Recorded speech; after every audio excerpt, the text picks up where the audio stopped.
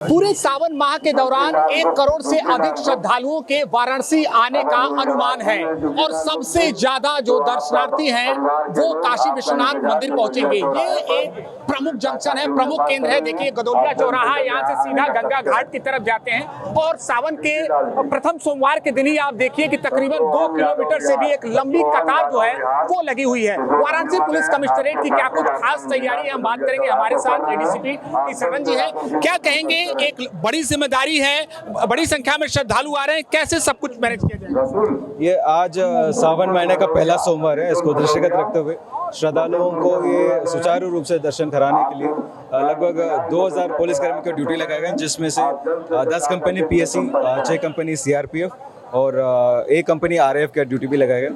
और विगत कुछ दिनों में ये बारिश की वजह से गंगा जी में पानी का जलस्तर भी बढ़े और वहाँ संयुक्त पेट्रोलिंग के लिए एनडीआरएफ, जल पुलिस और फ्लड पीएससी का भी ड्यूटी लगाया गया।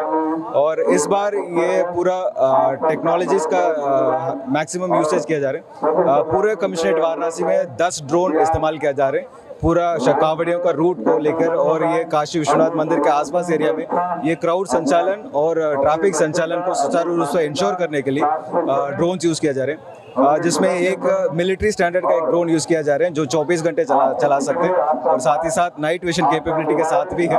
और इसके अतिरिक्त अगर कोई सस्पेक्टेड वस्तु है या सस्पेक्टेड वाहन है जो कई घंटों से एक ही जगह पे खड़े हैं, उसको भी डिटेक्ट करने के फीचर है उसमें। और ये इस बार श्रद्धालुओं को ईसी आवागमन के लिए ये पूरा रूट में अतिक्रमण को 100% हटाया गया है। और साथ ही साथ हमारा सोनारपुरा से गोदौलिया टू मैदागन के बीच में पूरा नो व्हीकल जोन कराया गया ताकि श्रद्धालु आने जाने में कोई दिक्कत ना हो। सोमवार है, बड़ी संख्या में श्रद्धालु आएंगे, ऐसे में कांवड़ यात्रियों के लिए भी आपने पूरी व्यवस्थाओं के बारे में बता दिया, लेकिन कांवड़ यात्रियों के बारे में भी कुछ विशेष इंतजाम? ये कांवड़ यात्रियों के लिए भी जहाँ जहाँ पड़ाव स्थल है, पड़ाव स्थल में ये पर्याप्त सीसीटीवी कैमरास लगाए हैं उनके सुरक्षा व्यवस्था के लिए।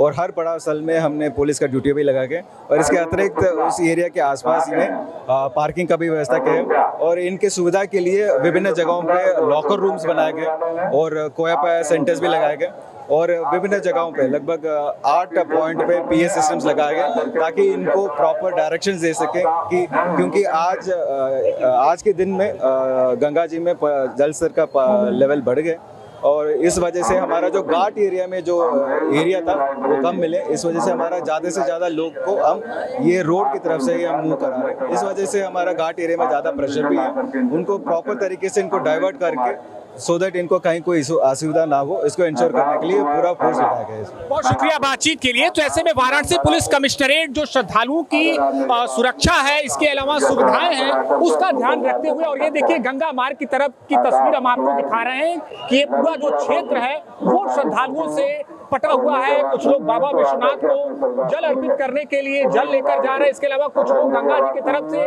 जो स्नान है वो करके यहाँ पर आ रहे हैं। ऐसे में पूरे सावन माह के दौरान जो वाराणसी पुलिस कमिश्नरेट है वो श्रद्धालुओं की सुरक्षा और अन्य व्यवस्थाओं के लिए चाक चौबंद है।